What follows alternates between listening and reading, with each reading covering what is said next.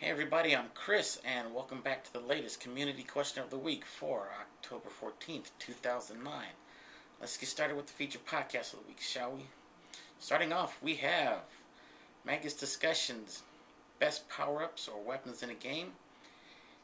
And my choice is the wooden sword from The Legend of Zelda as the best weapon in a game. Alright, moving on, we have Twee Game, episode number 44. No pounding required. This week's show talks about the Wii price drop, Yakuza 4, and Super Street Fighter 4. Next, we have a PSA by Jumbo Junkies. Oh, wait. No, Jumbo Junkies is on hiatus. Okay. Moving on, we have the Pixel Polygon Protection Group, number 24. A New Hope. And this show discusses fan translations, Legend of Zelda Phantom Hourglass, Final Fantasy VIII, and Persona 2. Next, we have the Review Club, number 45, Zuma's Revenge. And this is another game developed by PopCap, and I'm sure it's bound to be addicting. Alright, last we have Slasher JPC's Saw's video game review. And I guess on the subject of Saw, I never really got into the movies, but you know, I guess the game is pretty good, so you know, hope they do well. All right, moving on to last week's community question and responses. Last week's question was, what game did you use a cheat code or walkthrough on to complete the game? Or what game needs one? And responses, Dishthron used the walkthrough for Silent Hill 1. And he wishes Mass Effect had one. Well, I'm sure there is one, but he's sort of wish one for that'll give you, I guess, the information on the choices you make. And really, in that game, let's see.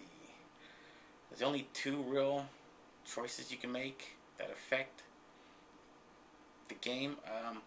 One is if you don't have enough, I guess, charm, either charm or charisma, whatever it is, that opens up new dialogue options. You won't be able to save Rex. And the second one is the two other humans on your team, Ashley and I forgot the guy's name. You can choose which one of them dies. It's pretty much a choice. You can only save one. So I think that's the only two defining choices in the game. It's a good game though. Really liked it. Maniichi used to walk through for Legend of Zelda Ocarina of Time after it took him 2 years to get through the water. Yeah, the water temple. Yeah, that was a tough one. That was really the toughest level in the game. We have Double Burning. Use a strategy guide for Batman Arkham Asylum so we can get 100% in the game.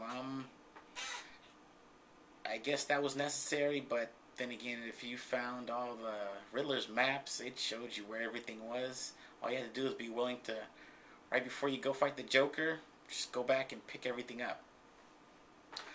Alright, we have Retro Garst. Used to walk through for Skies of Arcadia, and that was a cool game back on the Dreamcast.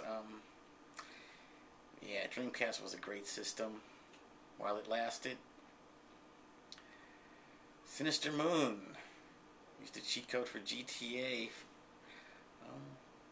Yeah, I guess you probably needed one to get everything on that game.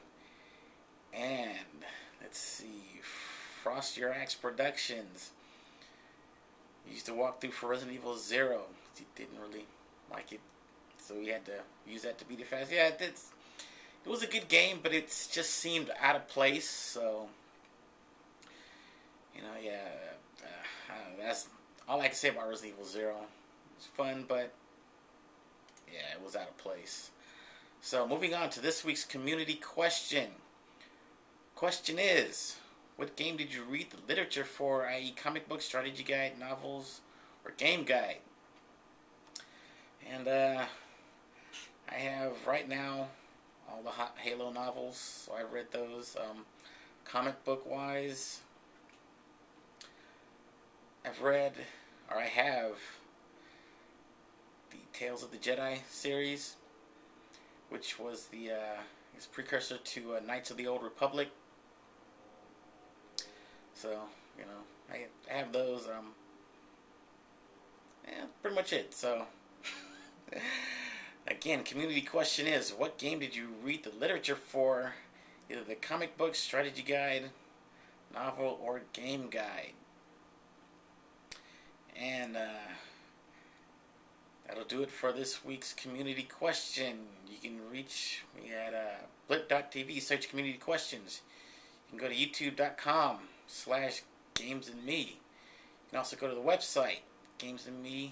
It's Gamesandme. You have forums page, it's Gamesandme/forums. You can also scroll all the way down to the bottom of the page, bottom of the Gamesandme page to log into the community chat. And that'll do it, everyone, and good gaming.